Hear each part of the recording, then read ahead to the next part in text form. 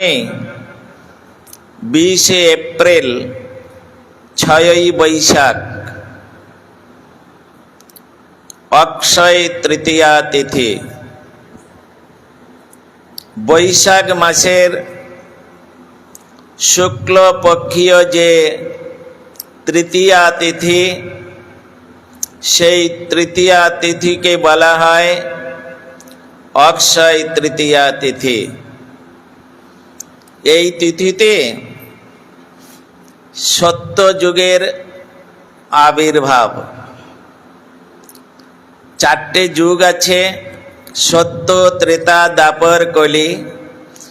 তো এই অক্ষয় তৃতীয়াতে সত্যযুগের আবির্ভাব হয়েছিল। সত্যযুগের আয়ু ছিল 1 লক্ষ বৎসর। 1 লক্ষ বৎসর সত্যযুগের মানুষের আয়ু। তো তারা এই সত্যযুগে যাহারা জন্মগ্রহণ করেছেন তাহারা 1 লক্ষ বৎসর বেঁচে থাকত। আর অস্থিগত প্রাণ, অস্থি মানে জানেন? অস্থি মানে কি? হাড় না, হাড় বললে হবে না। হাড়ের মধ্যে একটা মজ্জা থাকে, ওই মজ্জাটাকে বলা হয় অস্থি। হ্যাঁ, ওই খাক আর নাই খাক, কিছু খেয়েছেন কিছু না খান, যতদিন পর্যন্ত হাড়ের মধ্যে ওই মজ্জাটা থাকবে ততদিন পর্যন্ত মানুষ বেঁচে থাকত। সেই জন্য সত্যযুগের মানুষ তাহারা 10,000 20,000 বৎসর ধরে তপস্যা করতে পারত। কিন্তু যখন সত্যযুগ চলে গেল, ত্রেতা এসে গেল, আর সঙ্গে সঙ্গে মানুষের আয়ু 10% মাইনাস হয়ে গেল। তাহলে 1 লক্ষ থেকে 10% মাইনাস করে দিলে কত থাকে? 10,000 বৎসর। হ্যাঁ, 10,000 বৎসর। ত্রেতা যুগের মানুষ তাহারা 10,000 বৎসর জীবিত থাকত। তখন ছিল সনিতগত প্রাণ। সনিত মানে কে বলবে? পড়াশোনা করে বড় বড় ডিগ্রি নিয়ে সব MA BA MSc BSc করে সব বসে আছে। সনিত মানে কি জানেন না? সনিত মানে রক্ত। রক্তের শুদ্ধ ভাষা হচ্ছে সনিতগত প্রাণ। হ্যাঁ, যতদিন মানবের শরীরে রক্ত থাকবে ততদিন মানুষ বেঁচে থাকবে, তিনি খান আর নাই খান। যখন ত্রেতা যুগ চলে গেল, আবার মানুষের আয়ু থেকে 10% মাইনাস হয়ে গেল। থাকলো কত? 1,000 বৎসর। 1,000 বৎসর দ্বাপর যুগের মানুষের আয়ু।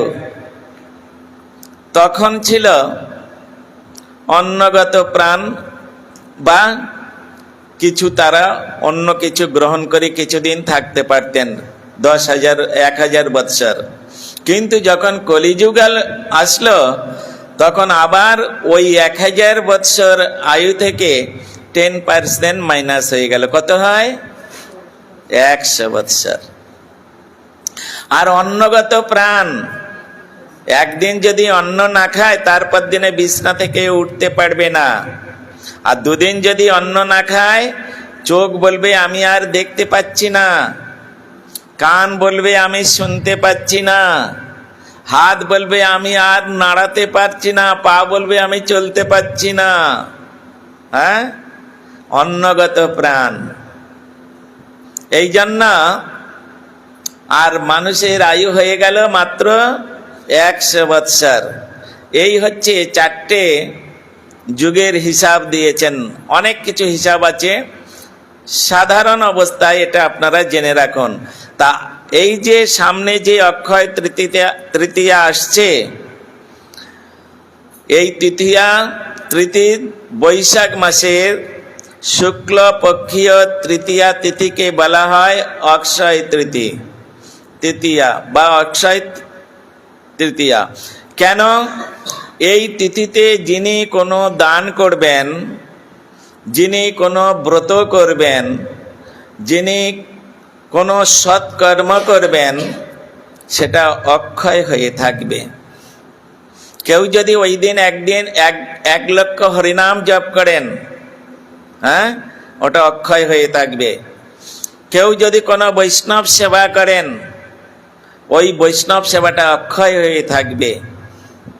কেউ দান করেন, বিশেষ করে ওই তিথিতে অন্নদানের ব্যবস্থা রয়েছে, অন্নদান করতে হয়। গোদান, ভূমিদান, স্বর্ণদান, বিদ্যাদান, অন্নদান, আর সব থেকে শ্রেষ্ঠ দান, সেখানে আমি কালকে বলেছি, কন্যাদান। তদানীন্তনকালে ছিল, এখন আর দান টান করতে হয় না, এখন নিজেরাই দেখে নেয়, চিন্তা নাই, বাবা মায়ের কষ্ট দেয় না। হ্যাঁ, অধিকাংশ আমার বোনেরা তারা নিজেদেরটা নিজেরাই দেখে নেন। কে কবে দেখে দিবে, অতদিন কি আর অপেক্ষা করা যায়? হ্যাঁ, তা যে দেশে এই রকম, যে সমাজে এই রকম প্রথা চালু হয়ে গেছে, সেই সমাজে থেকে কত উন্নতি করবে জীব, সেই সমাজে থেকে কত আমরা উন্নতি করব। সুতরাং বড় দুর্দিন এসে উপস্থিত হচ্ছে ক্রমে ক্রমে আমাদের। আমরা ধীরে ধীরে বহু দুর্দিনের সামনে এসে উপস্থিত হচ্ছে। রাস্তাঘাটে বেরোলে আমার মা বোনেদের পোশাক দেখে মাথাটা নিচু করে রাস্তায় চলতে হয়। একটা ছেলেদের পোশাক আর একটা মেয়েদের পোশাক দেখবেন, দুর্ভাগ্যের বিষয়, আজ আমরা ভারত ভূমিতে জন্মগ্রহণ করে ইন্ডিয়ান সংস্কারকে বাদ দিয়ে, ইন্ডিয়ান ফিলোসফিকে বাদ দিয়ে, আমরা ওয়েস্ট অফ কান্ট্রির যে ফিলোসফি, ওয়েস্ট অফ কান্ট্রির যে কালচার, সেগুলো আমরা গ্রহণ করে নিজেরা বড় ফ্যাশনের যুগে বাস করছি। কিন্তু এই ফ্যাশন যুগে বাস করতে করতে আমাদের জীবনযাত্রাটা কুকুরের সংসারের মতো, কুকুরের জীবনযাত্রার মতো হচ্ছে, পশুর জীবনযাত্রার মতো। বলে কেন? পশুরা কোনোদিন তারা কে মা, কে বোন, কে কি, ওগুলো দেখে না, সবার সঙ্গে যেমন একই ব্যবহার করে। ওয়েস্ট অফ কান্ট্রিতে ওই প্রকার, তাহারা মা, মাসি, বোন, ভাই এসব কিছু জানে না, পশুর মতো জীবনযাপন আচরণ করে। সেটাই আমাদের ইন্ডিয়ায়, এই ভারতবর্ষে এসে ওই প্রভাব বিস্তার করেছে। আর আমরা সেটাকে গ্রহণ করে মনে ভাবছি খুব ভালো, আমরা খুব ফ্যাশনের যুগে, মডার্ন যুগে বাস করছি। দুর্ভাগা কোথাকার, দুর্ভাগা।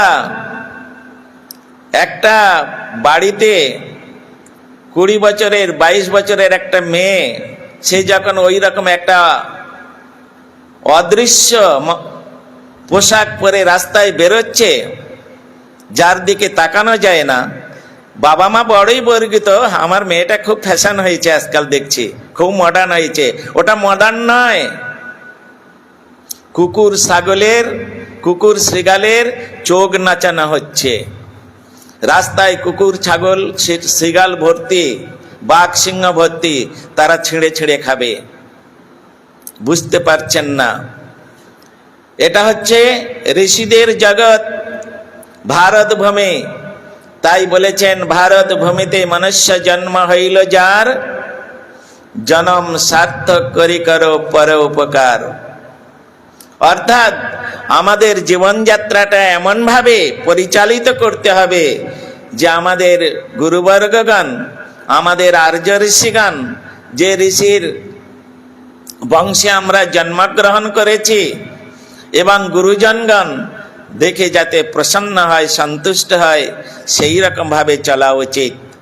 উচ্ছৃঙ্খল জীবনটা কোনোদিন সুখদায়ক নয়, আনুগত্যটাই সুখদায়ক। হ্যাঁ, রসগোল্লা হয়ে গামলাতে রসের মধ্যে হাবুডুবু খাবো, ওটা আনন্দ নয়। যে রসগোল্লাটা আস্বাদন করেন তার আনন্দ বেশি হয়। সুতরাং ঋষিদের আনুগত্যে, গুরুজনদের আনুগত্যে, মহাজনগণের আনুগত্যে যদি আমরা চলতে পারি, তাদের আদর্শ নিয়ে যদি আমরা চলতে পারি, তাহলে আমাদের জীবন সুখদায়ক হতে পারে। তা না হলে গুরু বৈষ্ণবকে বাদ দিয়ে, ভগবানকে বাদ দিয়ে কোনোদিন সুখী হব এটা কোনোদিন আশা করতে পারি না। তা সুতরাং সত্যযুগের এই যুগটার নাম হচ্ছে কৃতযুগ। সত্যযুগ নাম হলো কেন? সত্যযুগের মানুষ সকলে সত্যাশ্রয়ী ছিলেন, মিথ্যা কথা বলতেন না। আর আমরা মিথ্যা ছাড়া সত্য বলি না। কলিযুগের মানুষ মিথ্যা ছাড়া সত্য বলে না। আর সত্যযুগের মানুষ মানে কৃতযুগের মানুষ, তারা সত্য ছাড়া মিথ্যা বলতেন না। এই জন্য ওই যুগের একটি নাম হয়েছে সত্যযুগ। তা সেই সত্যযুগের আবির্ভাব বা উৎপত্তি এই অক্ষয় তৃতীয়া তিথিতে। এই তিথিতে জগন্নাথের চন্দন যাত্রা হয়। জগন্নাথকে চন্দনের দ্বারায় শৃঙ্গার করা হয়।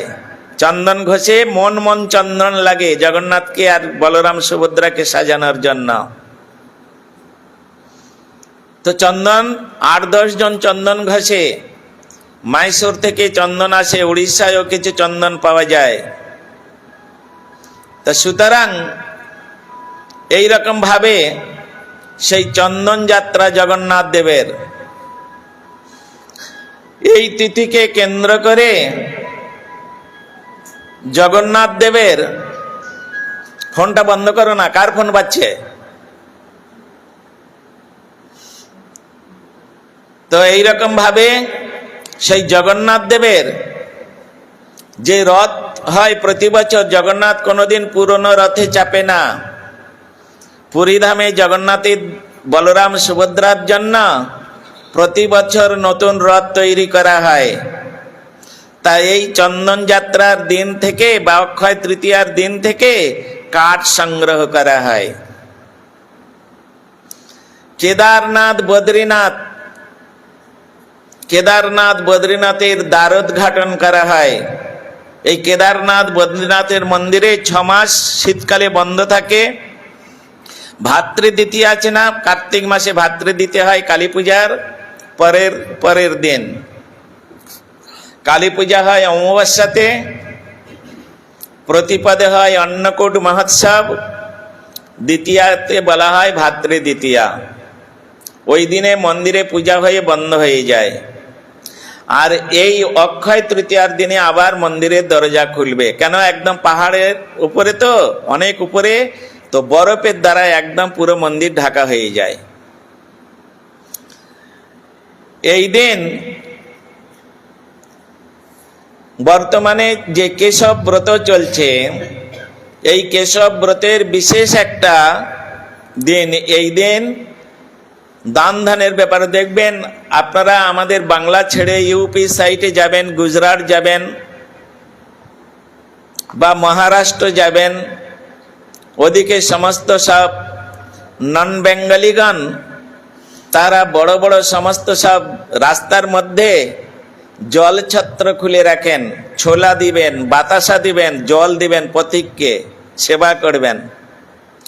আবার এই অক্ষয় তৃতীয়ার দিনে কাউকে বস্ত্র দান করে, কাউকে অন্ন দান করে, কাউকে স্বর্ণদান, যার যেরকম আছে, কেউ গাভী দান করে। সমস্ত বড় বড় মন্দিরে সব, আমাদের ওদিকে গৌড়ীয় মঠ অনেক আছে, অন্যান্য মঠ আছে, সব বড় বড় শেঠরা সব একটা বিশাল বড় বড় সেই হরিয়ানার গাভী, একটা গাভী 20 লিটার, 25 লিটার, 30 লিটার পর্যন্ত দুধ দেয় প্রতিদিন। সেই রকম গাভী, সবৎসা গাভী দান করে। আমরাও দান করি। হ্যাঁ, বুড়ো গরু বামনের দান, আর বামন করে আনটান। এ আর আমার দুধ টোধ দিচ্ছে না, বাবা এ বামনকে দান করে দিয়ে। তো এরকম হলে হবে না। তা অক্ষয় তৃতীয়ার মহিমা শাস্ত্রের মধ্যে খুব সুন্দরভাবে বর্ণিত হয়েছে। আর অনেক কথা আছে এই অক্ষয় তৃতীয়ার সম্বন্ধে। আরো আমাদের অক্ষয় তৃতীয়ার দিনে কিছু আলোচ্য বিষয় আছে, সেগুলো আমরা আলোচনা করব। আজকের আমরা আপনাদের একটা খুব সুন্দর বৃন্দাবন লীলা আমরা শ্রবণ করব। হ্যাঁ, এটা হচ্ছে ভগবান বৃন্দাবন চাঁদের সঙ্গে কোনো এক ভক্তের কেমন ওতপ্রোত সম্বন্ধ, সেই লীলা আমরা শ্রবণ করব। অখণ্ড বাংলার নবাব ছিলেন তদানীন্তন কালে। অখণ্ড বাংলা, খণ্ডিত বাংলা নাই, পূর্ব বঙ্গ আর পশ্চিমবঙ্গ, এই দুটোকে নিয়ে বলা হয় অখণ্ড বাংলা। দুটোকে নিয়ে বলা হয় অখণ্ড বাংলা। আর এই বাংলার একমাত্র জমিদার ছিলেন, নাম তার লালা বাবু। নাম শুনেছেন? কেউ কথা বলবেন না, চুপচাপ এসে বসুন। তো নাম তার লালা বাবু। আজকাল তো বাবুর ছড়াছড়ি, রিক্সাওয়ালা সেও বাবু, সুইপার সেও বাবু, চাল ব্যাপারী, ডাল ব্যাপারী, নুন ব্যাপারী, তেল ব্যাপারী, সকলকে বাবু বলা হয়। তদানীন্তন কালে এই অখণ্ডর বাংলার জমিদার লালা বাবু ছাড়া অন্য কাউকে বাবু বললে তাকে অ্যারেস্ট করা হতো। বাবু একজন, তিনি হচ্ছেন লালা বাবু। তো লালা বাবু তিনি অখণ্ড বাংলার জমিদার। ধনধান্যে পুষ্পে ভরা আমাদের এই বসুন্ধরা, তাহার মাঝে আছে দেশ এক, সকল দেশের সেরা। স্বপ্ন দিয়ে তৈরি সে দেশ, স্মৃতি দিয়ে ঘেরা। এমন দেশটি কোথাও খুঁজে পাবে না কো তুমি, সকল দেশে রাজা সেজে আমার জন্মভূমি। সেটা হচ্ছে আমার বাংলা ভূমি। এই হচ্ছে বাংলা, ধন ধান্যে পুষ্পে ভরা। এমন দেশটি কোথাও খুঁজে পাবে না কো তুমি। যে কোনো দেশে যান, হ্যাঁ, আমেরিকায় যান, লন্ডনে যান, পুষ্প খুব আছে। হল্যান্ড যান, হল্যান্ডকে বলা হন গ্রিন সিটি, হ্যাঁ, সব আছে। কিন্তু এইরকম ধনধান্যে পুষ্পে ভরা এইরকম দেশ পৃথিবীর কোনো স্থানে নাই।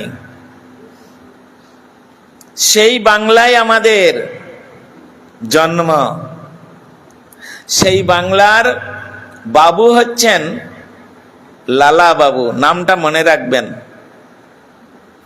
তিনি একসময় বৃন্দাবনে গিয়েছেন। আর বৃন্দাবনে আপনারা যারা গিয়েছেন, জগৎ শেঠের মন্দিরে নিশ্চয়ই গিয়েছেন। আর যদি না যান, তাহলে এবারে যখন বৃন্দাবনে যাবেন অবশ্যই জগৎ শেঠের মন্দির যাবেন। মানে ইউপির জমিদার, তার নাম হচ্ছে জগৎ শেঠ। দুজনের নাম কিন্তু মনে রাখতে হবে। আমি নেক্সট ইয়ারে যদি আসি তো জিজ্ঞাসা করব এই দুজন জমিদারের নাম কি। যদি না বলতে পারেন, স্কুলে যখন কোনো পড়া জিজ্ঞাসা করেন টিচার, বলতে না পারলে কি করেন? স্ট্যান্ডিং, হ্যাঁ, কোনো সময় কান ধরে, কোনো সময় অ্যাপ নিতেই, যতক্ষণ ক্লাস চলবে ততক্ষণ স্ট্যান্ডিং। তা এখানে আমি আপনাদের অতটা শাস্তি দিব না, কিন্তু ওর থেকে কঠিন শাস্তি দিব, হ্যাঁ, মনে রাখবেন। তাহলে অখণ্ড বাংলার জমিদার হচ্ছেন লালা বাবু, আর ইউপির জমিদার হচ্ছেন জগৎ শেঠ। হ্যাঁ, জগৎ শেঠ। উনি ওই রঙ্গনাথজির মন্দির ওখানে নিজেই নির্মাণ করেছেন। বিশাল বড় মন্দির, রঙ্গনাথজির মন্দির। আর সেই মন্দিরের সামনে আমরা বলি না বৃন্দাবনে সোনার তাল গাছ আছে, আসলে ওটা সোনার তাল গাছ নয়, ওটা সোনার তৈরি, কিন্তু বিশাল একটা লম্বা স্তম্ভ, পিলার, অনেক উঁচু, প্রায় কম করে 70-80 ফুট উঁচু। সোনা দিয়ে উনি ওই রঙ্গনাথজির প্রীতির জন্য উনি ওই স্তম্ভটি ওখানে তৈরি করেছেন।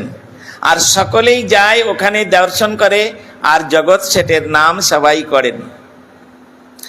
এখন বাংলার, অখণ্ড বাংলার যে জমিদার লালাবাবু, তিনি বৃন্দাবনে গিয়ে দ্বাদশ বন নিয়ে, বৃন্দাবন, দ্বাদশ উপবন এবং দ্বাদশ বন, এই নিয়ে 84 কোষ ব্রজমণ্ডল।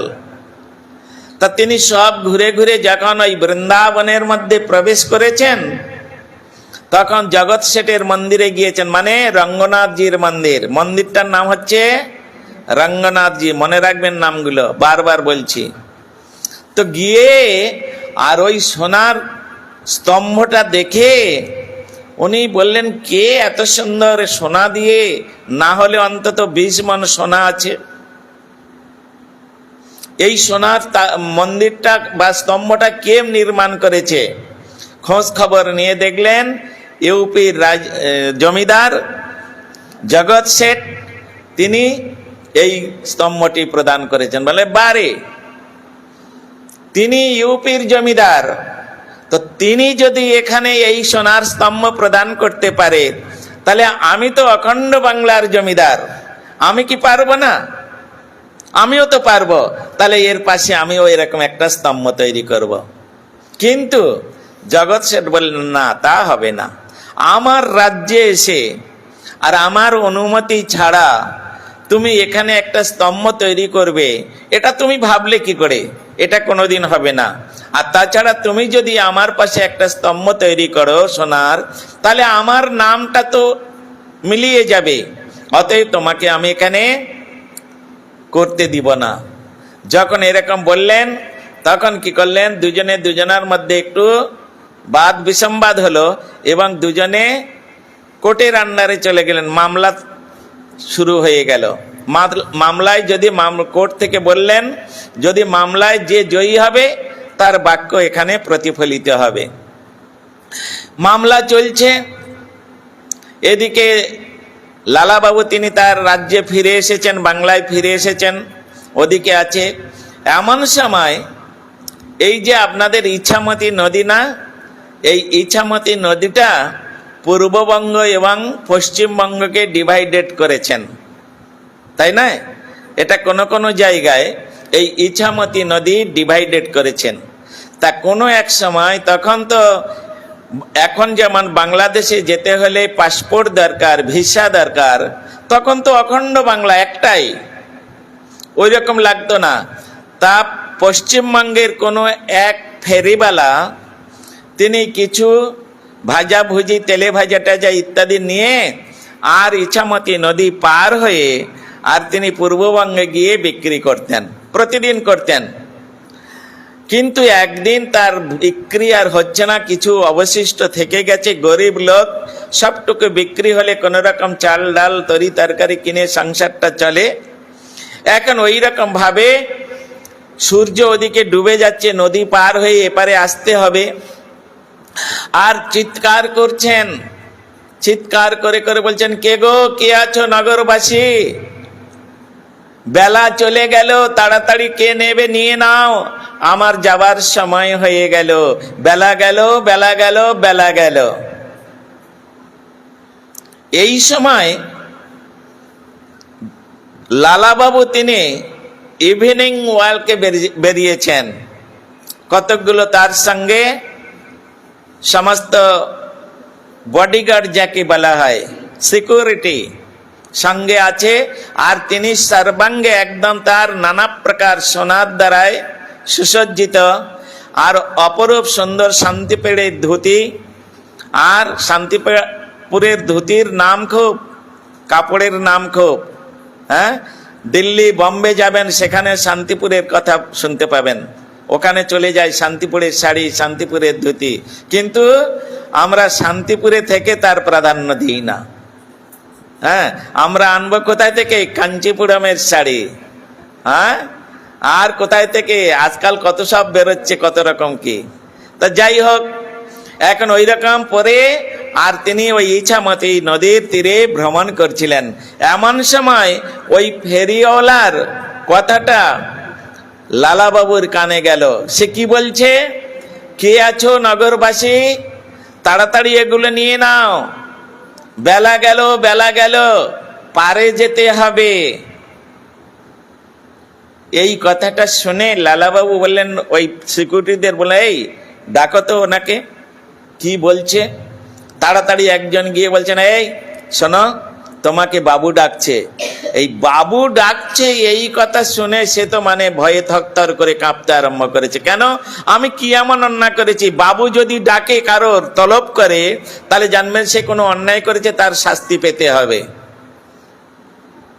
আমি তখন বলে, আমি জানি না কি করে, বাবু তোমাকে ডাকছে, চলো। ও তো তাড়াতাড়ি করে বাবুর কাছে গিয়ে আর তেলে ভাজা ঝুড়িটা নামিয়ে আর কাঁপতে কাঁপতে বলছেন, বাবু আপনি আমাকে ডেকেছেন, আমি তো কোনো অন্যায় করেন। না না, তোমার ভয় কোনো কারণ নেই। তুমি কি বলছিলে?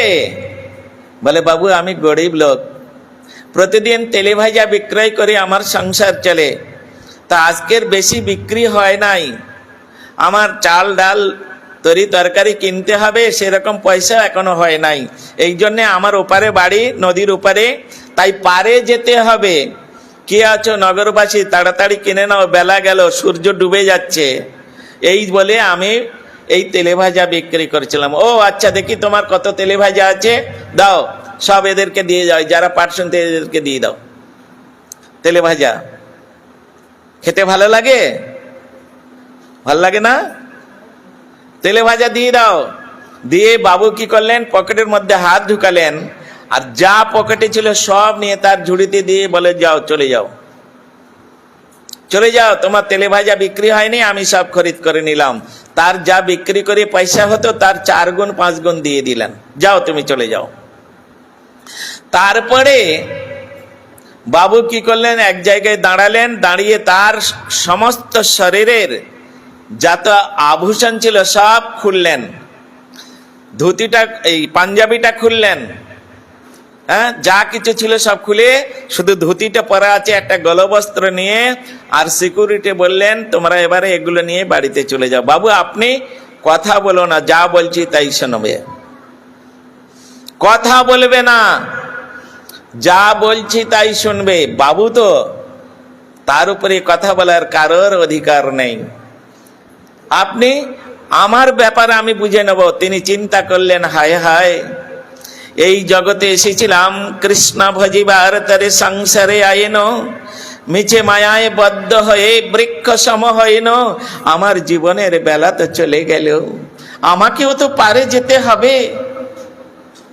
হ্যাঁ, আমাকে তো পারে যেতে হবে, আমার জীবনের বেলা চলে গেল। কৃষ্ণ ভজন করব বলে এই জগতে এসেছিলাম, কৃষ্ণ ভজন যদি না করতে পারি তাহলে আমি কি বলে পারে গিয়ে কি কৈফিয়ত দিব?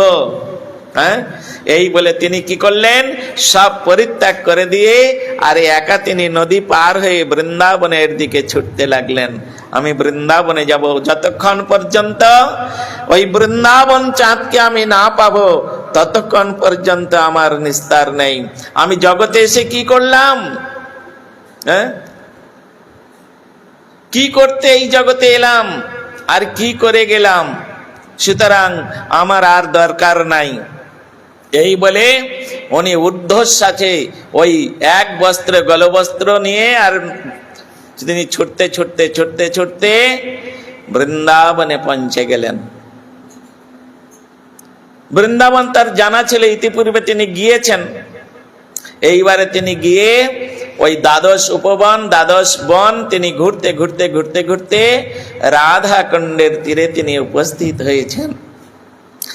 আর রাধা কুণ্ডের তীরে উপস্থিত হয়ে দেখলেন একজন অপরূপ সুন্দর সন্ন্যাসী সেখানে বসে বসে হরিনাম করছেন।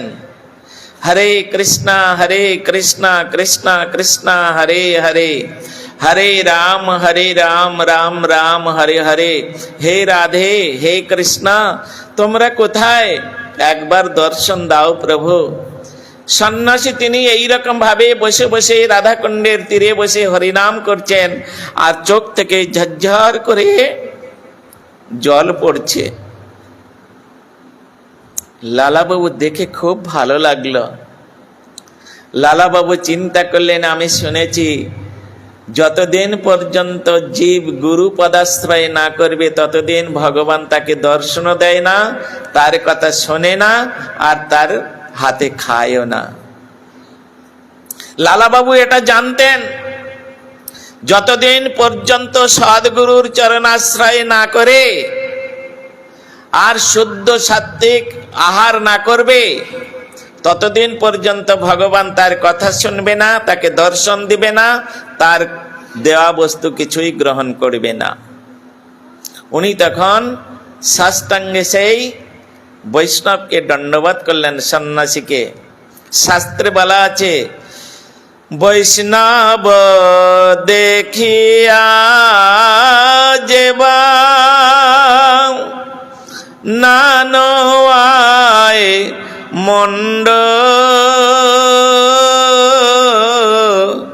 তার মন্ড গিয়া পড়ে নরকের কুণ্ড। বৈষ্ণব নেন্দিয়া যেবা গঙ্গা স্নানে যায়, পতিত পাবনে গঙ্গা ফেরে আনা চায়। বৈষ্ণবে দেখিয়া যেবা নানওয়ায় মন্ড তার মন্ড গিয়া পড়ে নরকের কুণ্ড। তাই লালাবাবু আজ কি করেছেন, সাষ্টাঙ্গে দণ্ডবতে প্রণাম করলেন। হ্যাঁ, কি বলে প্রণাম করছেন? বৈষ্ণবকে প্রণাম করতে হলে কি বলে প্রণাম করতে হয় আপনাদের জানা আছে? কোন মন্ত্র উচ্চারণ করে প্রণাম করতে হয়? মহাপ্রভুকে প্রণাম করবেন, তার একটা মন্ত্র আছে। কৃষ্ণকে প্রণাম করবেন, রাধারানীকে প্রণাম করবেন, বৈষ্ণবকে প্রণাম করবেন, গুরুদেবকে প্রণাম করবেন। প্রত্যেকের একটা করে মন্ত্র আছে। শাস্ত্রে বলেছেন, মন্ত্র উচ্চারণং ন করতি তো প্রণামং নিষ্ফলং ভবেত। তুমি প্রণাম করে যদি মন্ত্র উচ্চারণ না করে প্রণাম করো তাহলে তোমার প্রণামটা নিষ্ফল হয়ে যাবে। তাই আজকের লালাবাবু সেই বৈষ্ণব ঠাকুর সন্ন্যাসীকে প্রণাম করছেন। বাঞ্ছা কল্পতরুভ্যশ্চ কৃপা সিন্ধুভ্য এব চ পতিতানাং পাবনেভ্যো বৈষ্ণবেভ্যো নমো নমঃ। তিনি তো চোখ বন্ধ করে আর ওই রকম হরিনাম করছিলেন সন্ন্যাসী ঠাকুর, কিন্তু যখন ওই রকম জোরে জোরে বাঞ্ছা কল্পতরু উচ্চারণ করেছে প্রণাম মন্ত্র, আর সঙ্গে সঙ্গে তিনি তাকিয়েছেন। কই লালাবাবু তো সেখানে কারোর তার সেই সন্ন্যাসী ঠাকুরের চরণ ধরে প্রণাম করেননি। প্রণাম করতে হলে চরণে হাত দিতে হবে কেন? এটা কোন শাস্ত্রে আছে? দূর থেকে প্রণাম করতে হয়। বৈষ্ণবগণ অন্তর্যামী, আমরা মনে ভাবি চরণে হাত দিয়ে প্রণাম করলে পুণ্যটা একটু বেশি পাবো, কোনোদিন নয়, আরো অপরাধ হবে। এই জন্য চরণে সবাইয়ের হাত দিয়ে সবসময় প্রণাম করা, বিশেষ করে বৈষ্ণবের হাত দিয়ে, সন্ন্যাসীর চরণে সবসময় হাত দিয়ে প্রণাম করতে নাই। কিছু কিছু সময় আছে, এবং কিছু কিছু ব্যক্তির জন্য এগুলো নিষেধ আছে, প্রণাম করতে নাই। এই জন্য দূর থেকে বৈষ্ণবগণ অন্তর্যামী মন্ত্র উচ্চারণ করে প্রণাম করলেই তারা বেশি প্রসন্ন হবেন। চরণে হাত দিয়ে প্রণাম করলে প্রসন্ন বেশি হবেন না। সুতরাং এই নিয়ম কানুনগুলো আমাদের জেনে রাখা দরকার, তা না হলে আমাদের অপরাধ সৃষ্টি হবে। তিনি চরণে হাত দিলেন না, কিন্তু তার ওই যে মন্ত্র, মন্ত্র মানে কি মন্তর, আমাদের ওই দিদিমারা বলে মন্ত্র উচ্চারণ করতে পারে না, ওরা বলে মন্তর জপ করে নেই বাবা, গুরুদেব মন্তর দিয়েছে মন্তর জপ করে নেই। হ্যাঁ, তাহলে মন্তর, মনটাকে যাকে প্রণাম করবেন তাকে দিয়ে দিতে হবে। লালাবাবু সত্যি সত্যি তিনি নিষ্কপটে আনকন্ডিশন ফুল সারেন্ডার হয়ে তিনি সন্ন্যাসী ঠাকুরকে প্রণাম করেছেন। তাই তার হৃদয়টাকে, তার প্রণামটা তার হৃদয়টাকে একদম বিচলিত করে তুলেছেন। আমি একটা ছোট্ট কথা বলি, প্রশংসা নয়। হ্যাঁ, আপনারা মনে ভাববেন প্রশংসা, প্রশংসা নয়, কাউকে আমি প্রশংসা করছি না। আমার রমামার কথা একটু বলি। আমি যখন এখানে আসতে উনি আমাকে যখন বললেন, আমি তখন ডাইরেক্ট ওনাকে বলে দিয়েছি না আমি যাব না। দুদিন তিন দিন ধরে উনি খালি বলছেন না আসুন আসুন আসুন আসুন। আমার সঙ্গে ওনার পরিচয় নাই, ওনাকে আমি জীবনে দেখিই নাই। আর উনি আমাকে এই ইউটিউব চ্যানেলে অমৃতময় অমর কথা এই চ্যানেলে দেখে দেখে হরিকথা শুনে শুনে ওনার হৃদয়টা বৈষ্ণবের প্রতি এতই নির্মল পবিত্র হয়ে গেছে। হ্যাঁ, আর বিশেষ করে আমাকে উনি আসছে, আমি যখনই বলেছি না আমি যাব না, ওই বনগার লাইনে আমি যাব না, উনি তো কেঁদে দিয়েছেন একদম পুরো ফোনের মধ্যে। হ্যাঁ, দু তিন দিন এইরকম দেখে তখন আমি চিন্তা করলাম, হ্যাঁ এই হচ্ছে, দেখুন একটা কথা আছে, আকুল প্রাণে ডাকলে তারে না এসে কি থাকতে পারে। ভগবানকে যদি আমি নিষ্কপটে আকুল প্রাণে ডাকি, তাহলে ভগবান তিনি ভক্তের ডাকে অবশ্যই কথা দেন, সাড়া দেন। তা মা এমন ভাবে তিনি আমাকে মানে কেঁদে কেঁদে বলছেন, আমি আর থাকতে পারলাম না। ঠিক আছে, আমার যত কষ্ট হয় হোক, আমি যাব। কিন্তু আমার জানা ছিল না যে এখানে আমার শুধু রমামা নয়, আমাদের সমস্ত মায়েরা এখানে এত সুন্দর, তাদের মধুর ব্যবহার এবং তাদের যে এত স্নেহ প্রতি ভালোবাসা সকলের, আমার তো মানে খুব ভালো লেগেছে। হ্যাঁ, আমার তো মনে হয় এখানে দুদিন নয় 10 দিন থেকে যাই। কিন্তু আয়ু অতি অল্প দিন, ক্রমে তাহা হয়খেন সমানের নিকটে দর্শন। আমি যে আগে থেকে অন্য জায়গায় জড়িত হয়ে আছি, প্রোগ্রাম করেই ফেলেছি, তা না হলে হয়তো 2-1 দিন আরো আপনাদের কাছে আপনাদের এই স্নেহ প্রতি ভালোবাসা কুড়ানোর জন্য 2-1 দিন আমি থেকে যেতে পারতাম, কিন্তু কোনো উপায় নাই, ইচ্ছা থাকলেও উপায় নাই। তা সেই জন্য এইরকম কোনো ভক্ত যদি তার হৃদয় থেকে নিষ্কপট ভাবে ভগবানকে ডাকেন, গুরু বৈষ্ণবকে ডাকেন, তাহারা না সাড়া দিয়ে থাকতে পারেন না। তাই আজকের ওই লালাবাবু তিনি ওই সন্ন্যাসী ঠাকুরকে এমন ভাবে হৃদয় থেকে আরতির সহিত তাকে প্রণাম করেছেন, তার হৃদয়টাকে একদম বিচলিত করে দিয়েছিলেন। তিনি যে হরিনাম করছিলেন, তাকিয়ে দেখলেন একজন চিনে গিয়েছেন, আরে ইনি তো অখণ্ড বাংলার জমিদার লালাবাবু। কি ব্যাপার? সাষ্টাঙ্গে দণ্ডবোধ করেছেন। দণ্ডবোধ মানে, দণ্ড মানে লাঠি, লাঠিকে দাঁড় করিয়ে ছেড়ে দিলে কি হয়? শুয়ে পড়ে। আমাদের শরীরটা হচ্ছে ওই রকম লাঠির ন্যায়। বৈষ্ণব চরণে, ভগবত চরণে একদম সাষ্টাঙ্গে শুয়ে যাও। একে বলা হয় ফুল সারেন্ডার, নট আনকন্ডিশন। একে বলা হয় অনলি ফুল সারেন্ডার। দণ্ডবত, দণ্ড মানে লাঠি, বত মানে ন্যায়, লাঠির ন্যায়। তখন তিনি বললেন, লালাবাবু আপনি বলে আমাকে আর বাবু বলবেন না, আপনি কৃপা করে আমাকে আপনার চরণে আশ্রয় দেন। সে কি, আপনি একজন অত বড় বাংলার জমিদার লালাবাবু, আপনাকে আমি, বলে ওসব বলবেন না, আমি আজকের দিন দুঃখিনী, আমি সব কিছু পরিত্যাগ করে চলে এসেছি, আপনাকে আমি মনে প্রাণে গুরু বলে স্বীকার করে নিয়েছি, আমাকে কৃপা করুন।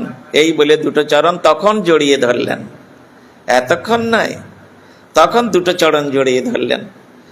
আর তিনি বললেন, দেখো বাবা, তুমি হচ্ছে জমিদার, বৃন্দাবনে ভজন করা এত সহজ নয়, তুমি কি পারবে? হে গুরুদেব, আপনি যদি আমার প্রতি প্রসন্ন হন, আপনি যদি আমার প্রতি কৃপা করেন, তাহলে আপনার প্রসন্নতায়, আপনার কৃপাতে আমি বৃন্দাবনে ভজন করার চেষ্টা করব।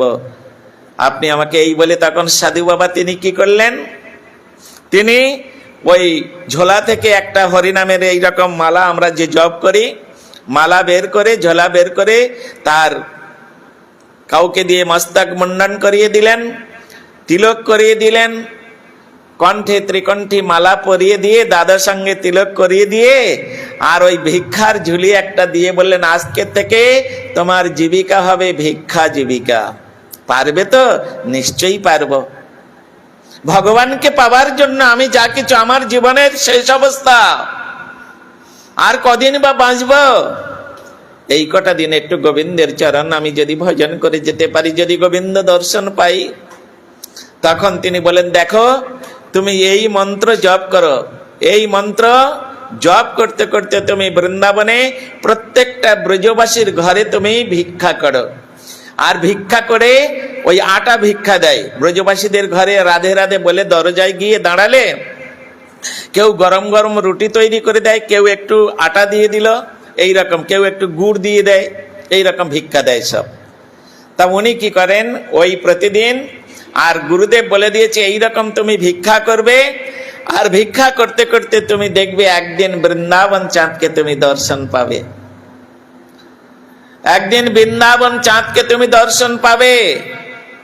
আর যখন এইভাবে বলেছেন, উনি কি করেছে, মনে প্রাণে গুরুদেবের কথাটা হৃদয়ের মধ্যে একদম তিনি স্থান দিয়ে, আর তিনি ওই রকম বৃন্দাবনে মন্ত্র জপ করছেন। কোথায় গো প্রেমময়ে রাধে রাধে,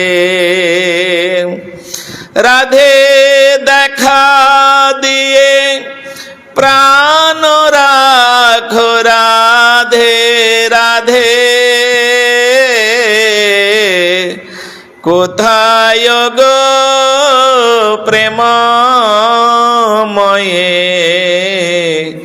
রাধে রাধে। হে কৃষ্ণ করুণা সিন্ধু দীনবন্ধ জগৎপতে, গোপেশ গোপিকা কান্ত রাধাকান্ত নমস্তুতে। হে কৃষ্ণ, হে রাধে, তোমরা কোথায়, আমাকে একটু দর্শন দিয়ে দাও। এই বলে বলে ব্রজবাসীদের ঘরে ঘরে ভিক্ষা করে করে ঘুরতে ঘুরতে এইরকম ভাবে তিনি কোন রকম ভাবে জীবিকা নির্বাহ করে, আর তিনি এইরকম গাছতলায় শয়ন করে রাত্রি দিন কাটাচ্ছেন, আর কান্নাকাটি করছে, হে কৃষ্ণ, হে শ্যাম সুন্দর, হে বৃন্দাবন চাঁদ, তুমি একবারের জন্য আমাকে দর্শন দাও। এই করতে করতে করতে করতে 6 মাস কেটে গেছে মা, কিন্তু বৃন্দাবন চাঁদের আর দর্শন পেলেন না। যখন বৃন্দাবন চাঁদকে দর্শন পেলেন না, তিনি একদিন গুরুদেবের কাছে গিয়ে কাঁদতে কাঁদতে প্রণাম করে বলছেন, গুরুদেব, আপনি তো বলেছিলেন এই রকম ভাবে তুমি চলো, এই বৃন্দাবনের মধ্যে একদিন বৃন্দাবন চাঁদকে তুমি দর্শন পেয়ে যাবে, কিন্তু 6 মাস হয়ে গেল গুরুদেব, আজ পর্যন্ত আমি বৃন্দাবন চাঁদকে দর্শন পেলাম না। গুরুদেব একটু রাগান্বিত হয়ে বললেন, কি করে তুমি দর্শন পাবে? তোমার দর্শন পাওয়ার অধিকার নাই। বলে কেন গুরুদেব? ছিলাম অখণ্ড বাংলার জমিদার, সমস্ত কিছু পরিত্যাগ করে মস্তক মুন্ডন করে আপনার চরণ আশ্রয় করে আমি কোন রকম ভাবে এক মুষ্টি আটা ভিক্ষা করে খেয়ে আমি কোনদিন প্রাণ ধারণ করছি, আর সারা বন আমি ঘুরে বেড়াচ্ছি বৃন্দাবন চাঁদ করে, তো আমি দর্শন পাবো না কেন? বলে তুমি একজন অহংকারী, তুমি একজন অহংকারী। গুরুদেব আমি অহংকারী? বলে হ্যাঁ, অহংকারীরা কোনোদিন ভগবত দর্শন লাভ করতে পারে না, অহংকারীরা কোনোদিন বৈষ্ণব দর্শন পায় না, অহংকারীর হাতে কোনোদিন গুরু বৈষ্ণবগণ ভগবান গ্রহণ করে না। তুমি একজন অহংকারী। গুরুদেব আমি তো বুঝতে পারছি না আমার অহংকারটা কোথায় আছে। বলে তুমি অহংকারী নয়, তুমি বলো তো বৃন্দাবনে সবার ঘরে ঘরে তুমি ভিক্ষা করেছো, জগৎ শেঠের বাড়িতে কোনোদিন গিয়েছো? মাথাটা নিচু হয়ে গেল। কেন? মনে মনে চিন্তা করেছে এই জগৎ শেঠ আমার সঙ্গে মামলা করে আর এইখানে আমাকে যখন আমি জমিদার ছিলাম আমার সোনার স্তম্ভ করতে দেয়নি, তাই একটু তার প্রতি রোষ ছিল, সেই জন্য তার বাড়িতে তিনি ভিক্ষা করতে যাননি। বলো তুমি। গুরুদেব হচ্ছেন ত্রিকালজ্ঞ, ভূত ভবিষ্যৎ বর্তমান, হ্যাঁ, প্রেজেন্ট পারফেক্ট কন্টিনিউয়াস, তিনি সব কিছু জানেন। তুমি জগৎ শেঠের বাড়িতে ভিক্ষা করতে গিয়েছো?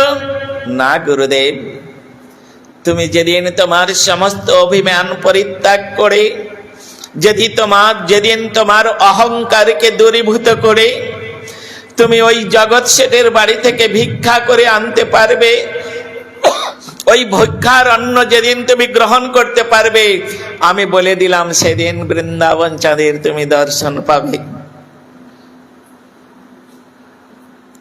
তখন জগৎ শেঠের বাড়িতে তিনি তারপরের দিনে সকালবেলায় ভিক্ষার ঝুলিটা নিয়ে আর হাতে হরিনাম করতে করতে জগৎ শেঠের বাড়ির দরজায় উপস্থিত। প্রহরীগণ ছিলেন, দারোয়ান গো, সিকিউরিটি, একদম সশস্ত্র বাহিনী। লালাবাবুকে ভালোভাবে চিনতেন। এখন লালাবাবুকে দেখছে রোগা সোগা হয়ে গেছে, 6 মাস ওই রকম আটা খেয়ে খেয়ে থাকে, মানে আটা দিয়ে একটু রুটি বানিয়ে কোন রকম খেয়ে জীবন ধারণ করে। এই লম্বা চওড়া টকটকে লাল ফর্সা সুন্দর একদম ছিলেন, সে একদম মলিন হয়ে গেছে। দাদু সঙ্গে তিলক করা, কণ্ঠে কণ্ঠে তুলসীর মালা, আর কৃষ্ণ ভক্তিতে সর্বদাই চক্ষু, ঢুলু ঢুলু হাতে হরিনামের মালা। মনে মনে চিন্তা করছেন লালাবাবু জগৎ শেঠের সঙ্গে, মানে আমাদের মালিকের সঙ্গে মামলা করতে করতে সব কিছু শেষ হয়ে গেছে, আমাদের শেঠের কাছে কোনোদিন পারে? হ্যাঁ, সুতরাং শেষ হয়ে গেছে, তাই আজ ভিক্ষা করতেছে। তাই একটা সিকিউরিটি, একটা পাহারাদার, তিনি ছুটতে ছুটতে জগৎ শেঠের কাছে গেছে। বাবু বাবু ছুটে আসুন, ছুটে আসুন। বলে কি হয়েছে আগে বলবি তো? বাবু আসুন তাড়াতাড়ি, লালা বাবু, লালা বাবু। বলতে পারছেন, আরে লালা বাবু তো বুঝলাম, কি হয়েছে বল। বলে লালা বাবু আপনার দুয়ারে ভিক্ষা করতে এসেছে। তাই নাকি? ভিক্ষা করতে এসেছে? ভালো করে দেখেছিস তো? বলে হ্যাঁ ভালো করে দেখেছি। লালা বাবু ভিক্ষার ঝুলি এনেছে, আপনার কাছে ভিক্ষা নিবে বলে। জগৎ শেঠ চিন্তা করছে, মনে হয় আমার সঙ্গে মামলা করতে করতে সবকিছু হারিয়ে ফেলেছে। হ্যাঁ ঠিক আছে, ঠিক আছে, এক কাজ কর, তোরা লোকজন ডাক, 25-30 জনকে ডাক। 25-30 জনকে ডেকেছে। তার রত্ন ভান্ডারে যত রত্ন ছিল সব একেবারে ঝুড়ি ভর্তি করেছে। ঝুড়ি ভর্তি করে 10-12 ঝুড়ি রত্ন ভান্ডার থেকে টাকা পয়সা সোনা দানা নিয়ে আর যাচ্ছে। কেন?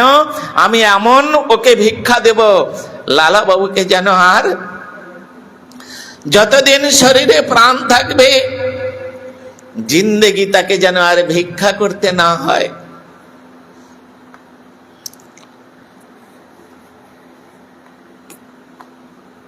এই বলে আর তিনি ওই রকম 10-12 ঝুড়ি সোনা দানা টাকা পয়সা নিয়ে এসে আর দেখছেন লালাবাবুর দিকে। এ কি, যে লালাবাবু আজ থেকে কয়েক বছর আগে এখানে এসেছিলেন, যে লালাবাবুর এত সুন্দর রাজপুত্রের মতো রং, রাজপুত্রের মতো দেখতে, আজকের এই রকম। আর এ কি দেখছি, তার কপালে তিলক, দাদো সঙ্গে তিলক, খালি গায়ে একটি মাত্র গলবস্ত্র, পরনে একটি বস্ত্র, হাতে হরিনামের ঝোলা। আর তখন জগৎ শেঠ এসে লালাবাবুকে প্রণাম করলেন। লালাবাবু, আমি বুঝতে পেরেছি আপনি সর্বহারা হয়ে গেছেন। আমার সঙ্গে মামলা করতে করতে আজকের আমি মামলা উঠিয়ে নেব, আর আপনাকে মামলা করতে হবে না। আপনি আজকের মামলা উঠিয়ে নেব, আর আপনি এগুলো সব নিয়ে যান। এই যা এনেছি 10-12 ঝুড়ি যে সোনা দানা টাকা পয়সা সব নিয়ে যান, আপনাকে ভিক্ষা করতে হবে না। আপনি যা হেরে গেছেন বলুন, আমি সব আপনাকে দিয়ে দেব। লালাবাবু তখন হাত জোড় করে জগৎ শেঠকে বলছেন, শেঠজি, এগুলো আর আমার দরকার নাই। বলে কেন? বলে ওগুলো আপনার থেকে আমার অনেক ছিল, অনেক ছিল, কিন্তু ওগুলো আমি পরিত্যাগ করে চলে এসেছি। এখন সমস্ত ধনের ধন হচ্ছে এই আমার হরিনাম। আমি এই হরিনামকে আশ্রয় করেছি, তাই আপনার কাছে আমি ভিক্ষা নিতে এসেছি। আপনি আমাকে এক মুষ্টি আটা দেন, ওই আটাটুকু নিয়ে আমি চলে যাব। জগৎ শেঠ তো বৃন্দাবনবাসী না, তিনি বুঝতে পেরেছেন লালাবাবুর সমস্ত অবস্থাটা বুঝতে পেরে, আর তাড়াতাড়ি করে তিনি কি করলেন, নিজে হাতে ভান্ডারে গিয়ে এক মুষ্টি আটা এনে লালাবাবুর ঝুলিতে দিয়ে, আর তিনি তাকে দণ্ডবত প্রণাম করলেন। তুমি ধন্য লালাবাবু, তুমি ধন্য। তুমি যে এই রকম ভগবত ভক্তে হয়েছ, তুমি যে ভগবত প্রেমে এত পাগল হয়ে গেছো ভগবানকে পাবার জন্য, আমি তো তোমায় আশীর্বাদ করতে পারি না লালা। তবে আমি প্রার্থনা করছি, তুমি যে উদ্দেশ্যে বৃন্দাবনে এসেছো, বৃন্দাবন চাঁদ তোমার মনোবাসনা পূর্ণ করুন। ব্যাস, বৃন্দাবনবাসী একজন ব্যক্তি তিনি এরকম বলেছে। আর লালাবাবু তখন মনের আনন্দে ওই জগৎ শেঠের কাছে এক মুষ্টি আটা ভিক্ষা নিয়ে, আর তিনি যখন বৃন্দাবনের সেবা কুঞ্জের পাশ দিয়ে যাচ্ছেন, আর ওই কৃষ্ণ নাম করতে করতে যাচ্ছেন, সঙ্গে সঙ্গে দূরে দেখলেন ত্রিভঙ্গ ভঙ্গিমারূপং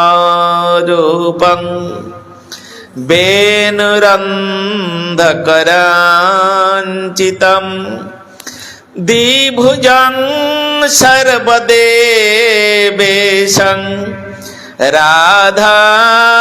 রাধালিঙ্গিত বিগ্রহম। শ্যাম সুন্দর তিনি বৃন্দাবন চাঁদ ত্রিভঙ্গ ভঙ্গিম রূপে নিধুবনের কাছে তিনি বংশী নিনাদ করছেন। হ্যাঁ, বামে শ্রীমতী রাধা রানী, আর এই রকম ভাবে যুগল রূপে দাঁড়িয়ে বংশী নিনাদ করছেন। লালাবাবু দূর থেকে দণ্ডবত প্রণাম করলেন। কি বলে? ওই ত্রিভঙ্গ ভঙ্গিম রূপং বেনুরন্ধকরঞ্চিতম দ্বিভুজং সর্বদেবেশম রাধা লিঙ্গিত বিগ্রহম প্রণাম করলেন। আর প্রণাম করায় যখন উঠলেন দেখলেন আর নাই। হ্যাঁ, কানতে কানতে নিধুবনের মধ্যে ঘুরে বেড়াচ্ছে, কিন্তু আর দেখতে পেলেন না। দৈববাণী হলো, লালা তুমি দর্শন করতে চেয়েছিলে, তাই তোমাকে দর্শন দিয়েছি। তাই বলে যখন তখন তুমি আমায় দর্শন পাবে এটা নয়। তবে তুমি আরো কিছুদিন বৃন্দাবনে থেকে এইভাবে তুমি সাধন ভজন করো। আর সাধন ভজন করতে করতে করতে করতে যখন তোমার অন্তিম অবস্থা আসবে, এই পঞ্চভৌতিক শরীর ক্ষিতি অপ্তেজ মরুদ্বম দিয়ে যে শরীর, এই শরীর ছেড়ে যখন তুমি চলে যাবে, তখন তুমি আমার নিত্য গোলক বৃন্দাবনে গিয়ে সেখানে তুমি আমার সেবা লাভ করবে। দৈববান হলো উনি তখন ওখানে প্রণাম করে দিয়ে আর গুরুদেবের কাছে গিয়ে গুরুদেবের চরণ জড়িয়ে ধরে বলছেন, গুরুদেব গুরুদেব, আমার আশা পূর্ণ হয়েছে, আজকের আমি বৃন্দাবন চাঁদকে দর্শন পেয়েছি। গুরুদেব বললেন, আমি বলেছিলাম না তোমার মধ্যে যে অহংকারটুকু আছে ওই অহংকারটুকু তুমি পরিত্যাগ করো, অভিমানটুকু পরিত্যাগ করো। বৃন্দাবনে যারা অহংকারী, যারা অভিমানী, তারা কোনোদিন বৃন্দাবন চাঁদের কৃপা লাভ করতে পারে না। গুরুদেব তাকে আশীর্বাদ করলেন, আর আশীর্বাদ করার পরে তারপরে বৃন্দাবনের যত্র তত্র তিনি হরিনাম করতেন, আর এইভাবে হরে কৃষ্ণ মালায় নাম করতেন, হরে কৃষ্ণ কৃষ্ণ কৃষ্ণ হরে হরে, হরে রাম রাম রাম হরে হরে, এইরকম বলতেন, কানতেন, হাই হুতাশ করতেন, হে কৃষ্ণ হে রাধে। এইভাবে ষড়গোস্বামীর মতো, হে রাধে ব্রজদেবী কে চললিতে, হে নন্দ সুনকুত, শ্রী গোবর্ধন কল্প পাদ বতলে কালিন্দী বন্নৈকুত, ঘোষন্ত ভীতি সর্বত ব্রজপুরে খেদৈর মহাবিহ্বলৌ, বন্দে রূপ সনাতনৌ রঘুযুগৌ শ্রীজীব গোপালকৌ। এইরকম বলে কান্নাকাটি করতেন, আর কান্নাকাটি করতে করতে করতে করতে ওই বৃন্দাবনে ভজন করতে করতে একদিন তার ওই রাধা কুণ্ডের তীরে তার অন্তিম অবস্থা এসে গেল। আর সেদিন রাধা গোবিন্দের চরণ চিন্তা করতে করতে করতে করতে প্রাণ পরিত্যাগ করলেন, শরীর থেকে প্রাণ চলে গেল। গীতার মধ্যে স্বয়ং ভগবান অর্জুনকে লক্ষ্য করে বলেছে, জং জং বাপি স্মরণং তজত্তন্তে কলেবরম, যে ভগবানের চিন্তা করতে করতে এই তনু ত্যাগ করে সে তার ভগবানের ধামে পৌঁছে যায়। তাই লালা বাবু তিনি এই পঞ্চভৌতিক শরীর ত্যাগ করে তার শরীরের থেকে দিব্য শরীর ধারণ করে তিনি নিত্য গোলক বৃন্দাবনে সেখানে চলে গেলেন, আর সেখানে গিয়ে তিনি রাধা গোবিন্দের নিত্য সেবায় তিনি নিযুক্ত হয়ে গেলেন। নিতাই গৌর প্রেমানন্দে। এইভাবে যদি কোনো সাধক সাধিকা তিনি গুরু পদাশ্রয়, প্রথমেই হচ্ছে সদ্গুরুর চরণাশ্রয়। যতদিন পর্যন্ত আমি সদ্গুরুর চরণাশ্রয় না করব ততদিন পর্যন্ত ভগবান আমার হাতে কোনো কিছু গ্রহণ করবে না, যতই আমরা দিই না কেন। তবে ভগবান গ্রহণ না করলে দেওয়া ছাড়বে না, কারণ ওইটা দিলে, ভগবানকে দিলে, মিষ্টি ফল ইত্যাদি ঠাকুরকে দিলে ওর দ্বারা একটা স্বীকৃতি জমা হয়। আর বিশেষ করে কোন শুদ্ধ বৈষ্ণবের সেবা করবেন, ওই বৈষ্ণবের আবেদনে কৃষ্ণ দয়াময়,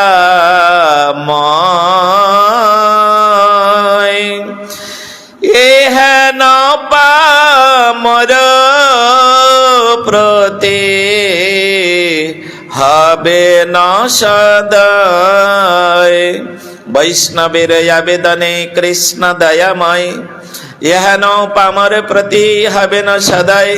তাই হে শ্রোতাবৃন্দ সকলকে গলবস্ত্র কৃতাঞ্জলি পটে অনুরোধ করছি, আপনারা সকলে সদ্গুরুর চরণ আশ্রয় করে হরিনাম করুন, কৃষ্ণ ভজন করুন, ভগবানের প্রসাদ সেবা করুন। একদিন না একদিন আপনারা গৌর হরিকে প্রাপ্ত হবেন, রাধা গোবিন্দের চরণ কমলে আশ্রয় পাবেন। সুতরাং মনুষ্য জন্ম আমরা লাভ করেছি ভগবানের ভজন করার জন্য, গুরু বৈষ্ণবের সেবা করার জন্য। সেই সেবা থেকে বঞ্চিত হয়ে যদি আমরা এই মনুষ্য জন্ম মিসইউজ করি, তাহলে পরের জন্মে আর এত সুন্দর মানব দেহ লাভ করতে পারবো না। জানি না ভগবান আমাদের এই কর্মের ফলে কোন জনিতে প্রাপ্ত করিয়ে দেবেন, কুকুর ছাগল পশু জনে কি পক্ষী জনে কোন জনিতে জন্মগ্রহণ করব ঠিক নাই।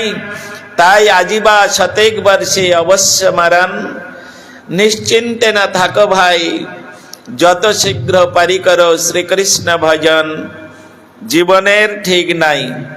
অতএব সকলেই আমরা এই জগতে কৃষ্ণ নাম করতে, কৃষ্ণ ভজন করতে, গুরু বৈষ্ণবের সেবা করতে আমরা এত সুন্দর জন্ম লাভ করেছি। আমাদের এটা করে এই জগৎ থেকে চলে গেলেই মনুষ্য জীবন ধন্য হয়ে যাবে। আপনারা সকলেই গুরুপদাশ্রয় করুন, সকলে এই রকম হরিনাম করবেন, সংসারে শান্তি, সুখী, সব কিছু পজিটিভ গুলো পাবেন, নেগেটিভ সব ধীরে ধীরে বিদায় নেবে। গতকাল বলেছিলাম না, ফল রূপে পুত্র কন্যা ডাল ভাঙ্গি পড়ে, কাল রূপে সংসারেতে পক্ষী বাসা করে। হ্যাঁ, যারা হরিভজন করে না, যারা হরিভজন করার জন্য এগিয়ে আসে না, উপদেশ করে না, সাহায্য করে না, তারা হচ্ছে এই সংসারের কাল। তারা কাল সদৃশ। যতক্ষণ পর্যন্ত এই কালের আশ্রয়ে থাকবে, সংসারে কোনোদিন সুখ শান্তি আসবে না। এই জন্যে গলবস্ত্রে কৃতাঞ্জলি পুটে সমস্ত আমার মাতৃমণ্ডলীর কাছে নিবেদন, আপনারা সকলেই সৎ সদাচার, বৈষ্ণব সদাচার সম্পন্ন হয়ে সদ্গুরুর চরণাশ্রয় করে আপনারা হরিনাম করুন। সবসময় একটা কথা মনে রাখবেন, ভগবান হচ্ছেন অনলি ওয়ান, যার মধ্যে সুপ্রিম পাওয়ার আছে, যিনি লর্ড কৃষ্ণ, তিনি একমাত্র ভগবান। যাহারা মানুষকে ভগবান বলে পূজা করেন, আর যে মানুষ ভগবানের সেজে সকলের কাছ থেকে পূজা গ্রহণ করে, তারা হচ্ছে নারকী। এটা জেনে রাখবেন, ভগবান অনলি ওয়ান, যার কোনো পাস্ট নেই, যার কোনো ফিউচার নেই, এভরিথিং প্রেজেন্ট, পারফেক্ট, কন্টিনিউয়াস, তিনি হচ্ছেন ভগবান। এ তদ ব্যতীত আমি এখানে বসে আছি, আমার পিছনে কি হচ্ছে আমি বুঝতে পারছি না, 10 হাত দূরে কি হচ্ছে আমি বুঝতে পারছি না, 2 কিলোমিটার দূরে কিছু বুঝতে পারছি না, আমি ভগবান সেজে বসে আছি। আর মূর্খের দল, সেই মানুষকে ভগবান বলে যারা পূজা করে, তারা হচ্ছে মহামূর্খ। হ্যাঁ, সুতরাং মানুষ কোনোদিন ভগবান নয়, ভগবান কোনোদিন মানুষ নয়। হ্যাঁ, ভগবান ভগবান, মানুষ মানুষ। এই চিন্তা ভাবনা করে আপনারা ভগবানের সেবা করবেন। পুরুষোত্তম তো জগন্নাথ দেব, জগন্নাথ দেবকে বলা হয় পুরুষোত্তম, এই জন্য তার নামে ধাম তৈরি হয়েছে, পুরুষোত্তম ধাম। যে কোনো ব্যক্তি, মানুষ কোনোদিন পুরুষোত্তম হতে পারে না। যে বলে আমি পুরুষোত্তম, সে মহামূর্খ, মূর্খ দা গ্রেট। সুতরাং মানুষকে যারা ভগবান বলে পূজা করবে, নরক তাদের জন্য হা করে আছে, একদম চিন্তা নাই। হ্যাঁ, 84 কুণ্ড নরক, 3 যুগে 3 কুণ্ড হয়েছে পুরাণ, 81 কুণ্ড আছে কলিযুগের কারণ। তো আমরা মানুষকে যদি ভগবান বলে পূজা না করি, তাহলে নরকগুলো ভর্তি হবে কি করে? হ্যাঁ, ওই 81 কুণ্ড নরক ভর্তি হবে। এই জন্যে সাবধান, সাধু সাবধান। হ্যাঁ, সাবধানের সহিত। ভাগবত বলছেন, কি বলছেন? বিচার করিয়া মনে ভক্তি রস আস্বাদনে মধ্যস্থ শ্রী ভাগবত পুরাণ। অতএব আপনারা যে কথাগুলো এতক্ষণ শুনলেন, বাড়িতে গিয়ে চিন্তা করবেন মহারাজ কি বলে গিয়েছেন।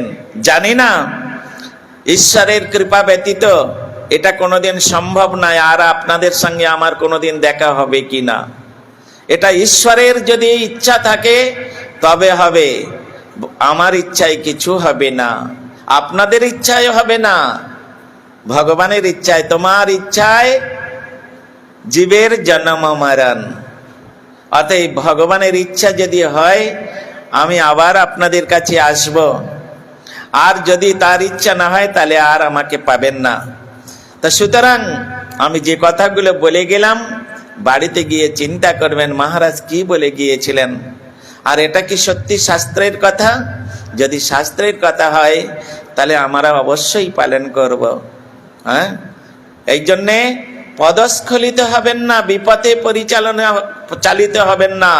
কলিযুগে অনেক ধর্ম প্রচারকগণ ধর্মের মুখোশ পরে আমাদের মতো কোমল শ্রদ্ধালু ব্যক্তিগণকে বিপথে পরিচালনা করে, আমরা বুঝতে পারি না। সেই ধান্দায় সেই ফাঁদে যেন পা দেবেন না।